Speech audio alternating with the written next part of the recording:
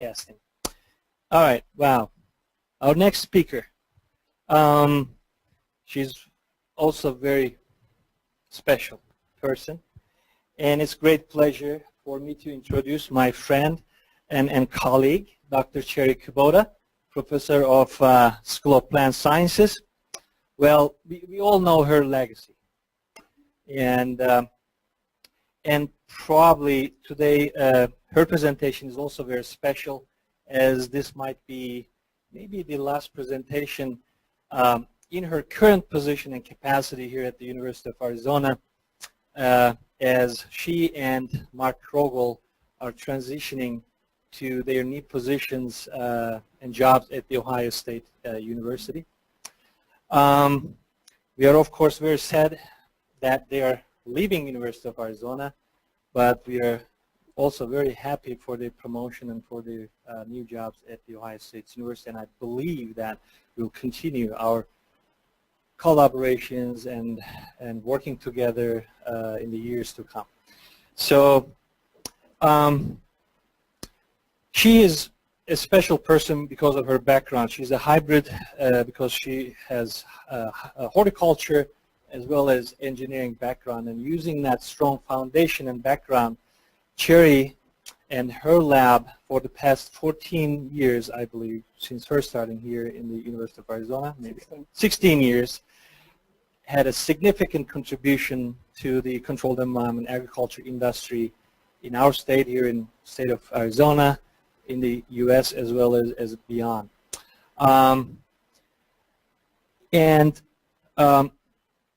Better, healthier, nutritious food, and disease-tolerant, resistant grafted seedlings have been the signature and hallmark of her lab, of course with contributions from Mark Krogel and several generations of students, undergraduate students, graduate students, and postdocs and researchers. And her research and educational programs always focused on and aiming to address stakeholder needs. So I believe her presentation today is going to address on that, and she's going to share some of her accomplishments and research outcomes. Well, with that, it's a pleasure to introduce my friend and colleague, Chieri. The floor is yours. Thank you. Thank you for nice introduction. I'm so glad. So this is probably the last one, but I'm so excited. So Gene Giacometti, who couldn't attend today, but I'm sure he will be watching from somewhere, asked me to talk about what I did and what's the impact, rather than talking specific project. I had done many projects at University of Arizona, so not so much data today, but what I did and what kind of impact, and what's the story behind that. So that's my presentation. So before starting, just a little bit of my research history. So before I came, I was pretty much indoor, the growth chamber scientist. So my research career started from Chiba University, Japan, and then I was working on in vitro environment control for micropropagation, and then quickly started working on the technology development of indoor nursery production system using LED and things like that. And then I took this position in 2002 and committed fully to work on greenhouses. I never had significant projects before coming to University of Arizona. So it was a milestone career change. Thanks to Moro Jansen and Gene Giacometti and all the people who recruited me from Japan.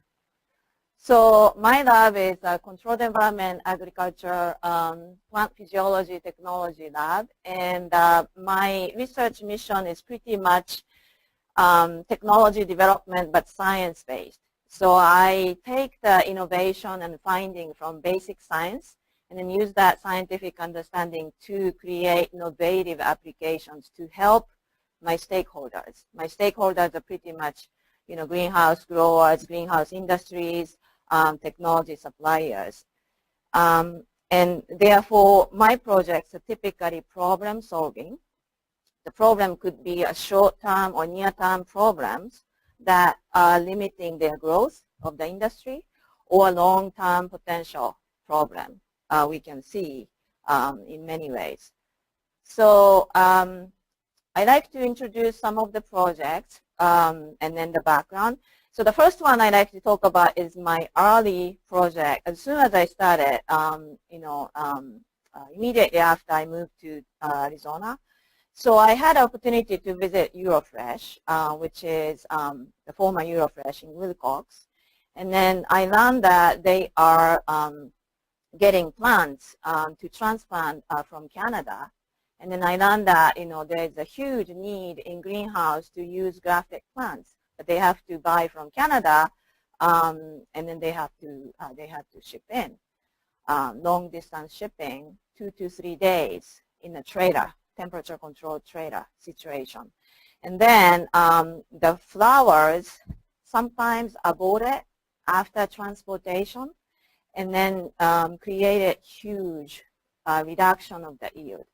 So quickly, after talking to the grower, I came up with this idea of controlling environment, or finding the real issue using controlled environment research facility, what is causing this flower abortion during the long distance transportation. So I got funding from Arizona Department of Agriculture, and I did some study using growth chambers, testing temperatures and different conditions, and then also some chemical treatment to see if it is actually, the certain physiological response you would expect during sort of transportation. And then my lab's outcome found out, the simple solution, which was just lowering temperature from the conventional temperature of shipping 18 degrees C or 19 degrees C to 15 or even 12. And then that temperature was tested in a commercial setting. Efficacy was confirmed.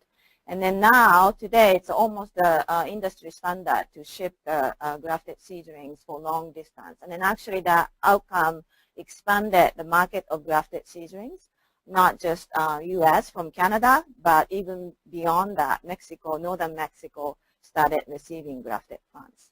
So that was a quite good example how I developed project, finding out the problem and then thinking about the background information, analyzing and testing hypothesis, and then testing that on site, and then prove that technology, working closely with growers. In this case, greenhouse industry as well as nursery industry in Canada. So another experience I considered a huge contribution was the collaboration opportunities I had in Mexico. Thanks to Dr. Merle Jensen, who brought these opportunities to me, I had increased perspective of North American greenhouse industry. The huge competition, greenhouse growers are doing successfully in all the countries, but competing each other. And also I have witnessed the transition from soil to substrate in Mexican greenhouse, and then also technology transition from low-tech to high-tech. And then that was quite nice experience early years of my career in Arizona. And then also during that period, I learned the competition is coming between greenhouses in North America.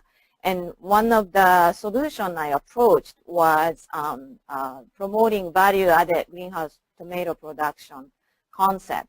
So instead of just competing each other and then reducing the price, going into the high-value crop or high-value added production. So the left-hand side is the volume of tomatoes, different kinds of tomatoes imported to U.S. And then the red line is showing increasing importation of greenhouse tomato, mainly from Mexico. But that was, just showing huge competition during these times, ever since NAFTA agreement was established. So, and then tomato is the major crop in greenhouse production. And so what I proposed as approach was a kind of old technology, but not so much in the U.S. at that point. Basically giving a little stress to the plants little higher electric conductivity, which is the index of the salinity level of the nutrient solution, but not too high to deteriorate the plant growth or slow down the plant growth, but enough to increase the flavor of tomato. So our early study demonstrated that tomato flavor can be enhanced. Bricks can be increased 10%, 20%, sometimes more than that, consistently throughout the production season.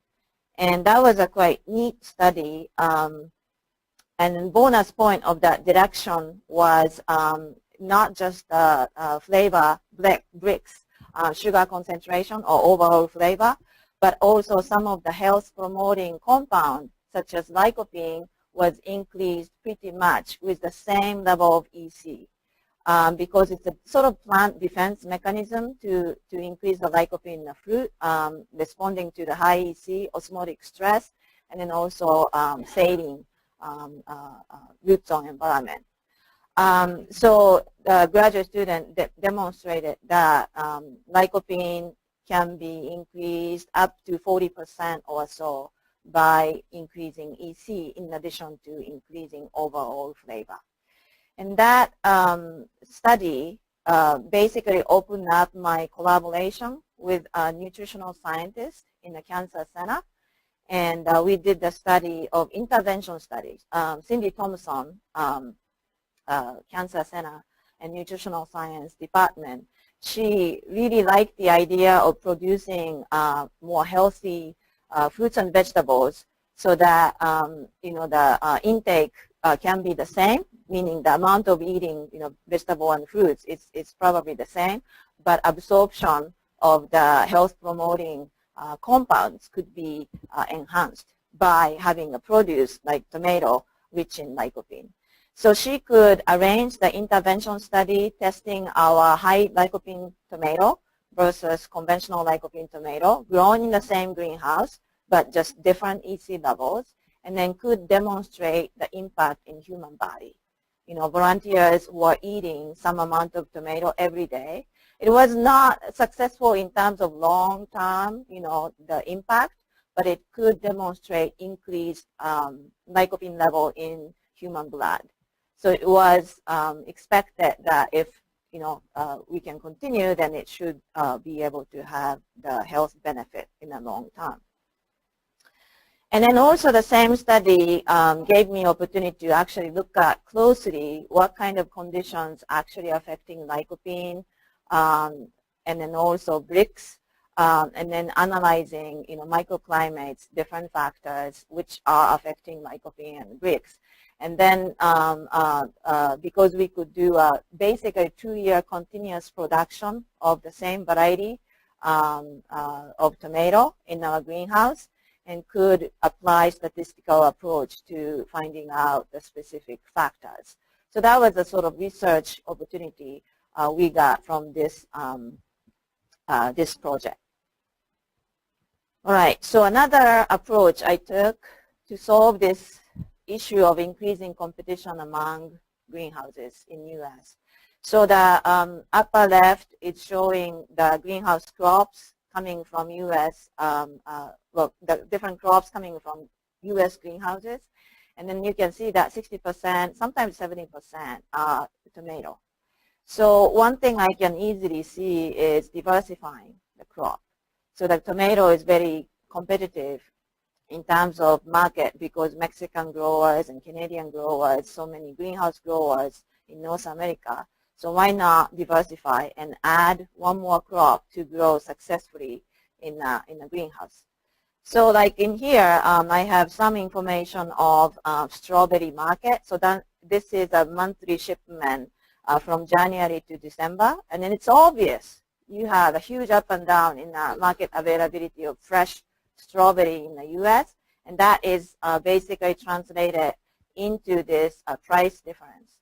And then strawberry, as you may know, is actually greenhouse crop in Europe and Asian countries, and those are doing off-season production. And I grew up as I grew up as a kid in Tokyo, believing that strawberry is a winter crop because we we have the pretty much, well-established winter off-season strawberry production. But anyway, so that's a kind of approach, another approach I tackled to mitigate the competition among greenhouses. And actually not just strawberry, we did whole different kinds of crops tested in our greenhouse. Some of them are now standard crop, species in greenhouse like pepper or baby leaves. Some of them are not yet so much, like cantaloupe or broccolini, which is kind of unique. We did a small study on that. But again, strawberry sort of developed well in my program. And then we had a 1-year funding from Walmart Foundation through the University of Arkansas. And after that, we got sort of self-funded situation, but we created some kind of funding mechanism to do a consultation service or a workshop or training to continue this effort. When we started strawberry production study, there was not so much information available and applicable in North America. So we did a lot of cultivar trials, and we quickly learned that not much controlled environment physiology information available. So we did a lot of study to find flowering characteristics, photosynthetic characteristics in the greenhouse, and then production system comparisons. And also we solved the issue very specific to arid climate application, which is tip ban.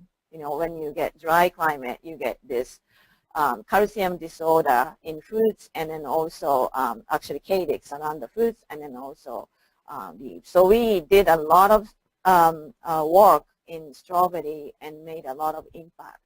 And now information website we developed during the funding year of Walmart, it's helping many, many growers, not just U.S. but beyond. And we did a training program and consultation service.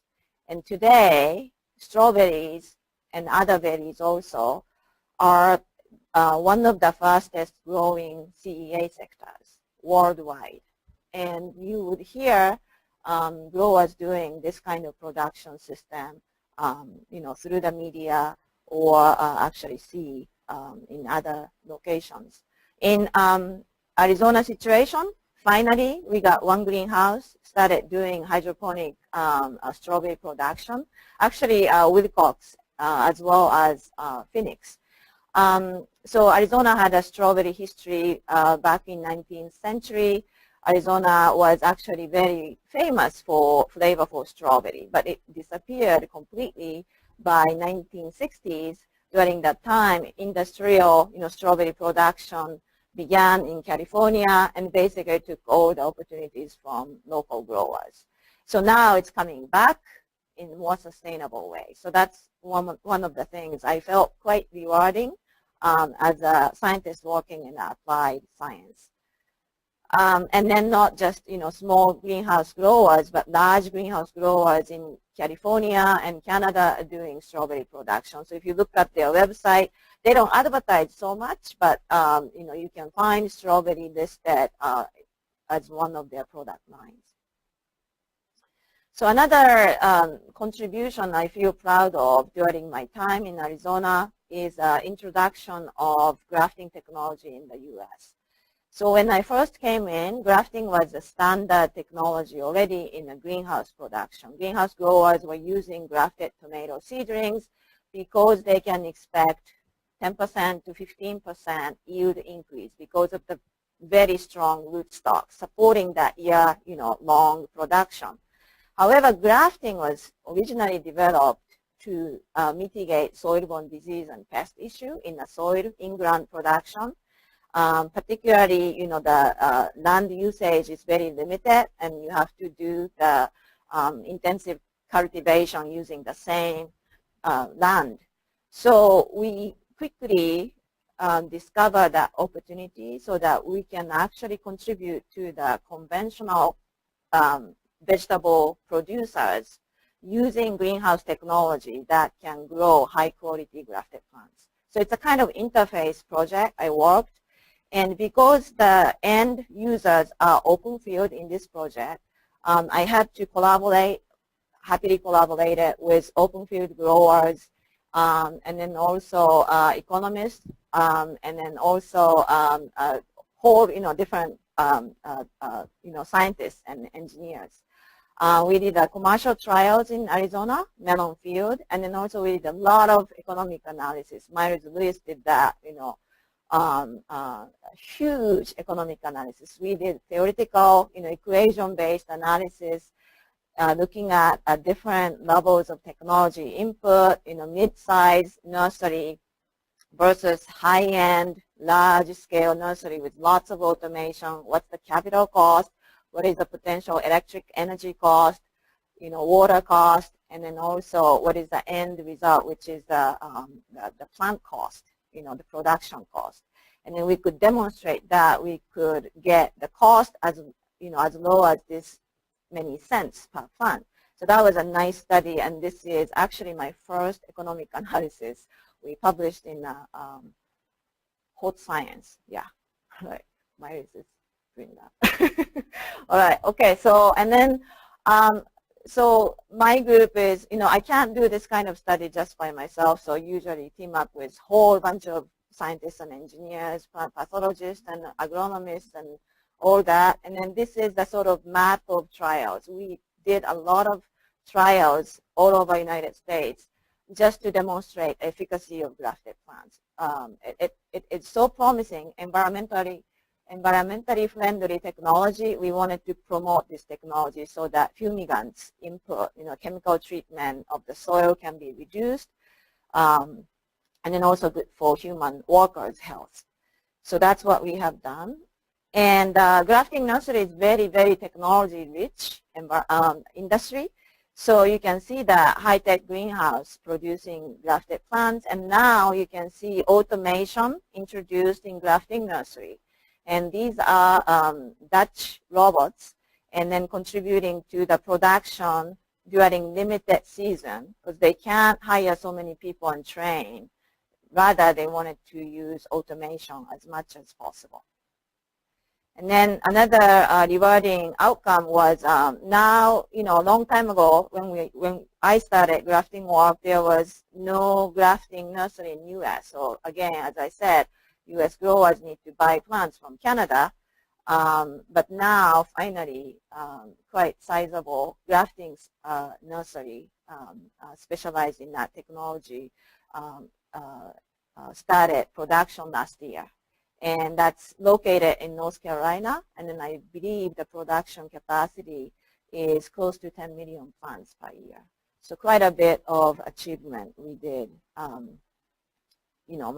multi-state, many scientists involved.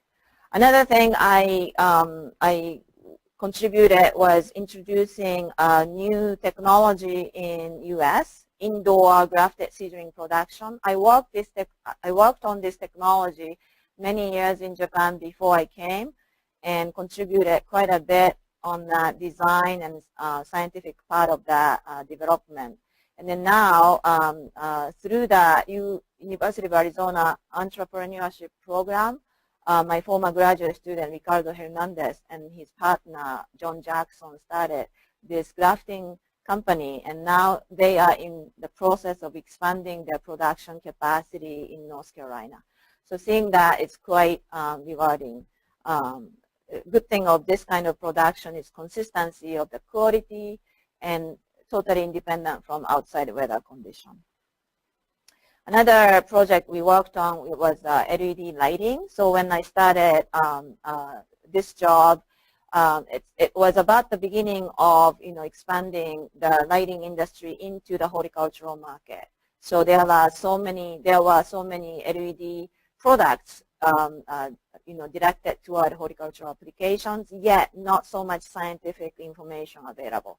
So we team up with Purdue University and Michigan State and Rutgers, and then did a lot of scientific study, finding out the specific lighting formula or light quality recipe for vegetable seedlings, which I worked with my graduate student, and later postdoc, Dr. Ricardo Hernandez.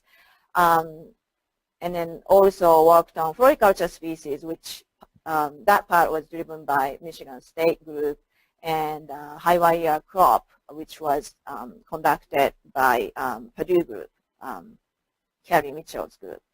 So we did also a lot of contribution on that in terms of different light qualities. And then we also discovered very unique applications such as 100% blue, pure blue color supplemental lighting, or end-of-day specific light qualities applied, which we call end-of-day far-red treatment, but to extend the stem or short the stem, and all kinds of neat technologies were developed in this project. And I did a lot of engineering collaborations also, particularly before Murat Kashira, Dr. Kashira came in. But one of them was a U.S.-Japan collaboration looking at fogging, optimization of the high pressure fogging, controlling strategy. And then another project was also water related, knowing that water is a very important resource in semi-arid and arid greenhouses. Second project was actually trying to recover moisture from the exit moist air from the greenhouse using condensation technology. And this approach, the second one, is also pretty much theory-based, lots of equations, and then engineering student, Juan Lovicic, did an excellent work on that, and then we could demonstrate the promising result of this project. And then the third one is what Dr. Pryor was mentioning. It's an evaluation of co-cultivation between mushroom and greenhouse, or mushroom and indoor crop, production system, and that was also pretty much theoretical analysis using my expertise in terms of energy and mass balance, and then modeling and simulation. So that's what we did. So those are the pretty much quick review of my research part. I kind of skipped small projects because so many projects. I was telling Mark, I did so many projects in 16 years. But anyway, I'd like to also talk about outreach and extension activities I did using the last 5 minutes or so. So as an applied scientist, although I don't have formal extension appointment, I think extension type of activities are so important as an applied scientist. If you don't do the technology transfer or try to help in the technology transfer, your work is not going to be, useful. So I did a lot of things, such as providing business relevant information, economic analysis, or on-farm trials. It's a great experience for me to understand the business situation and an economy that drives that.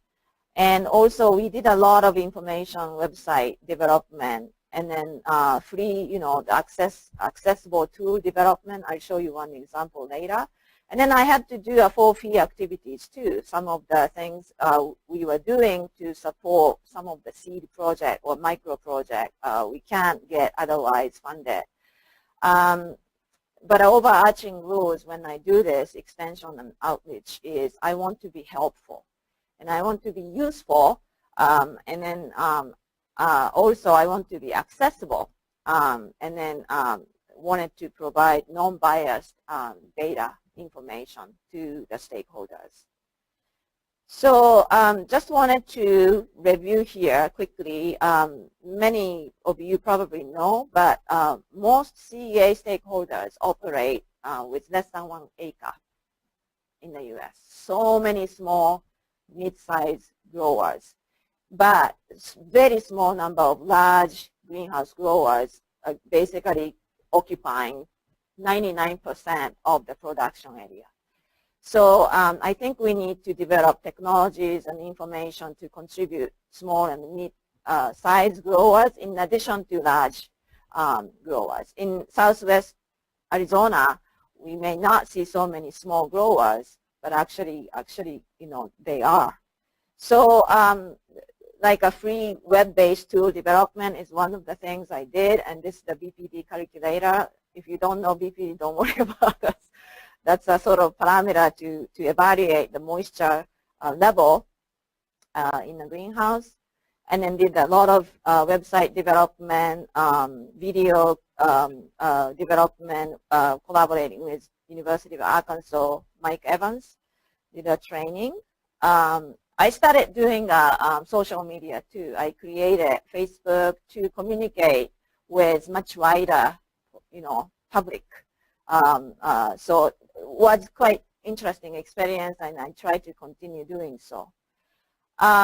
So CEA is the fast growing sector pretty much in agriculture, and then technology and innovation rich, particularly for high tech. And that opportunity to exercise those technology and innovation attract younger generation. That's a good thing. Yet, because of that, sometimes, people come in because they are attracted and then cannot be successful because they are not properly educated. Because you really need to understand technology side and then also science side to operate greenhouse controlled environment. So very special CEA focused education is needed, training is needed, and that's why many industry people are now looking for experienced personnel, but it's very difficult to find, so we need to educate more students and professionals. And yeah, so in addition to technology, information, those things, the personnel development is very important, and that's why I started online education. So far, I educated 230 professionals over the 5 years, and those are growers and industry R&D and all that, people working or will work on controlled environment agriculture, and most students were in U.S. and but since it's online, it could reach beyond many countries listed here. Actually, people participated from. So outcomes of those, actually this particular course was whole system understanding, whole plant, canopy, or the stand of the crop, plants, environment, and system. And then that was a very unique course. Not many universities are currently offering. And then also try to understand why this technology was developed rather than how to grow plants. So that was good outcomes. I could educate some of the professionals. So I'm leaving University of Arizona. It's not the loss. I want to call that gain because I want to collaborate continuously. And what I want to do together is a nationwide education, particularly for professionals. And it should be multi-state effort because not just one person, I can't do everything, even though I work all the time.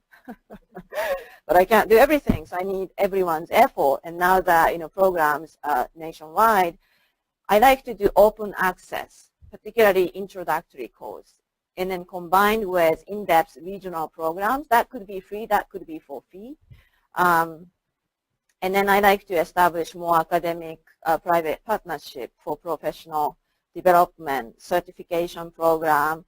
Or I don't know if you have heard Jiffy Lube University. That's an internal training program to give sort of internal certificate, recognition of the workers to educate to the next step, to the next step, next step. So that's something we can do in CEA area also. And then I'm looking forward to developing that capacity, if I have, ever opportunity. So those are just a list of names contributed. I can't mention everyone, but the members of my lab. And then the last three, if I'm allowed, using one more minute or so, I'd like to show the one PR video. I have two, but I can't show both. The second one is actually developed by undergraduate student in New Mexico State University, majoring in filming, the movie and filming. And he did that promotional video I requested something fun, something telling, future students, next generation, how greenhouse is a lot of fun, how fun greenhouse is to work with. So anyway, so I want to switch to this. And then there's no speaking. That's what I requested.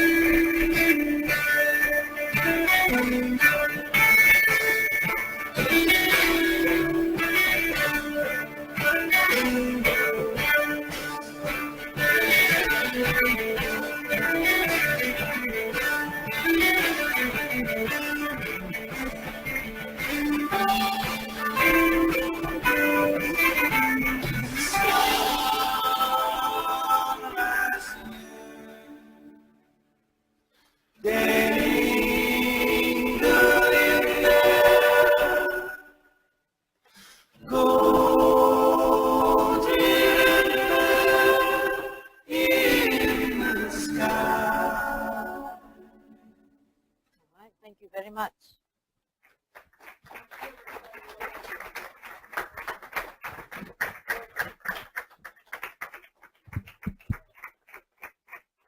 Wonderful. Sometimes, an image and just a video like this can tell a lot without speaking. And Chieri, we all knew that your legacy could not be fitted into a 45-minute presentation. You skipped a lot of projects that you worked on. Thank you very much. That was wonderful. Thank you. Before you ask your questions, can I ask Mark to join us here so we can, with your help, we can give a round of applause to Chieri and Mark. This is very informal. We're not doing any farewell or anything, but I just want to also invite Mark, and with your help we can recognize them, please. And Mark, also thank you very much for everything you have done and your contributions to the Kubota lab as well. Very talented and a very special person. Thank you. Thank you very much. Questions. I'm sure we have a lot of questions in the audience here, as well as Merle, do you want to say something? You would like to do that before we go into the questions? How can I say Please. They made this place along with Merit and Pat and others, Gene. It's a team effort, and this place is really growing. We're going to miss Chieri. I followed Chieri since she was a graduate student in Japan. And, and we got Chieri, we got a bargain because we got Mark too. And so what a team, and thank you so much, Chieri. Thank you, Merle. Thank you very much. Thank you. And my boss is here as well, Keith Philpott. Would you like to say something, a couple of words? Well, I'm very happy to be here, and this is an exciting time to be in controlled environment agriculture. And what's so cool for me is I've been telling everybody we need to increase the amount of protein that we consume by 60% to meet the needs by 2050. And now I know how we're going to do it.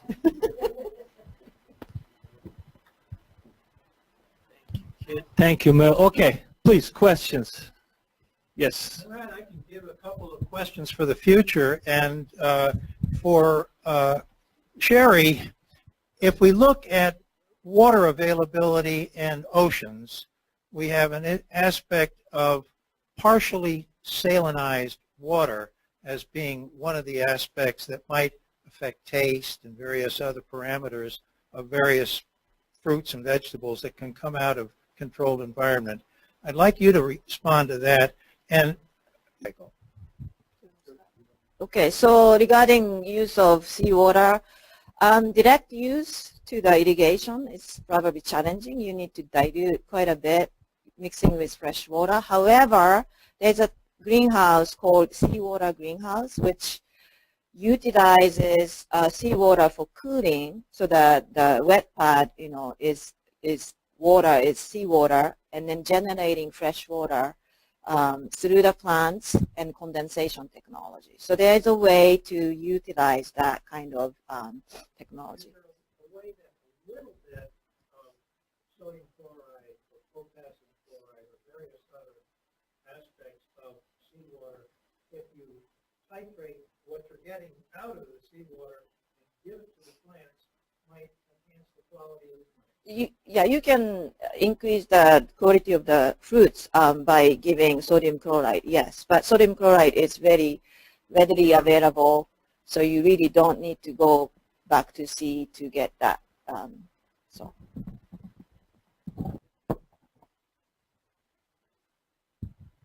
Not really a question. I just want to say thank you to Dr. Kubota for all your efforts. To Mark, too. We're going to miss you whether we recognize it or not yet. Thank you, thank you. Thank you, Miles. Austin, do we have any questions? You are transitioning to Ohio. It's a different environment, different climate than what we have here in Arizona. So in terms of your focus for the research and the programs, can you briefly tell us how that's going to be looking like in the few years? Yeah, so one of the things I couldn't do in Arizona, but I can do in Ohio is definitely the summer heat management. Humid, hot and humid summer, what to do with that, and challenging to grow in greenhouse. And then another thing is dark winter, cold winter. So those things may not so unique problems, but I'm kind of excited to be able to look at those issues, which I never had opportunity here. So I guess, I don't know, I'm looking at case, but easy to grow in Arizona, no? Maybe more supplemental lighting, more. Yeah, probably. Yeah. Research as well. Yeah. Yes. Pat. But I definitely want to see what's industry need and stuff like that.